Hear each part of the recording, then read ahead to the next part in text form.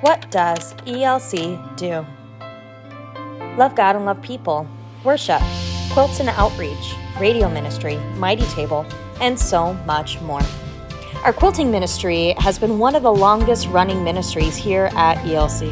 It started off by making rugs for the bases of Native American children who are at the Wittenberg boarding school, and now has turned into making quilts that go around the world and locally. How does our offering support the quilting ministry at ELC? This ministry meets every Thursday in the basement. I'm Barb Loomis. I'm relatively new to the group. I've been here maybe a couple of years. I'm Mary Olson. I've been quilting here at church for about 15 years since I retired. Besides the good work that we do with the quilting, I've enjoyed getting to know the other quilters, being not from this community all my life. So it's a way to do good for not just the community, but the world really, as well as socially. It's enjoyable too. And we have good snacks. I'm Betty London. I believe I've been here about 15 years, but I'm not sure how long. But I have worked my way around. I've done tying, I've done cutting, I've sew squares together and help wherever they need help. And I enjoy all parts of it. It's enjoyable to be around other people. I'm Millie Burns, and I've been here probably 10, 12 years since I retired. And I love coming to Sewing Circle, and I love the women here too.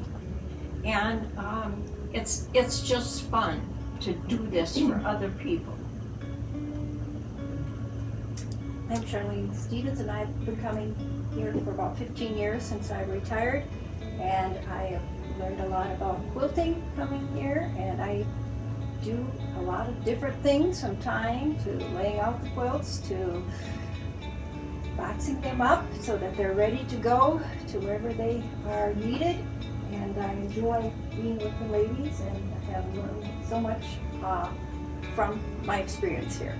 There are some people who sew, but if you don't sew, you can tie, or you can put this, design the patterns, and someone else will sew it. This quilt was tied and laid out by other people, and then they put a backing on it, and they've kind of got me only turning because I pull them tight. And so that's fine, because when I go home, I do all of it. I buy the fabric, I cut the squares, and that's my hobby at home. I quite often come down on my own and work, because we have the lights and the tables that are easy to work off of. But my feeling about that is, I'm sorry more people in this church do not come down into the basement to the fellowship hall and just see what else the church is all about. I just feel they're missing so much by just maybe coming on Sundays. You know, it's just a feeling of me. It's a warm group that we have. But in the kitchen on Tuesdays, there's a lot of work that goes on there too. A lot of laughter. I hear a lot of laughter both Tuesdays and Thursdays. It's the Project Christmas, and we've worked with the Sleep in Heavenly Peace beds, and we've done quilts for the graduates that Betty has.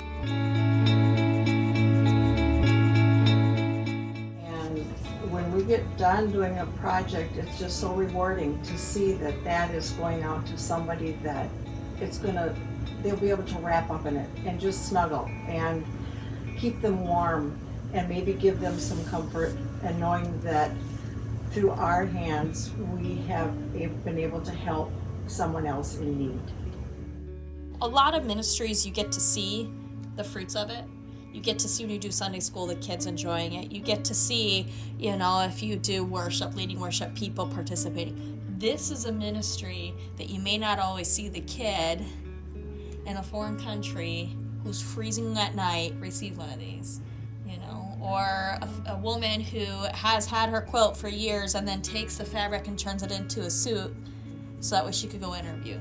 Right? You don't see the global impact. And this is one of the very few global impacts this church has, and it's beautiful. All because you keep showing up in a church basement. Our general budget helps with the quilting ministry through utilities, paying for custodial staff, building usage, and more. Majority of how our quilters are able to sustain this ministry is through donations and through volunteers' time.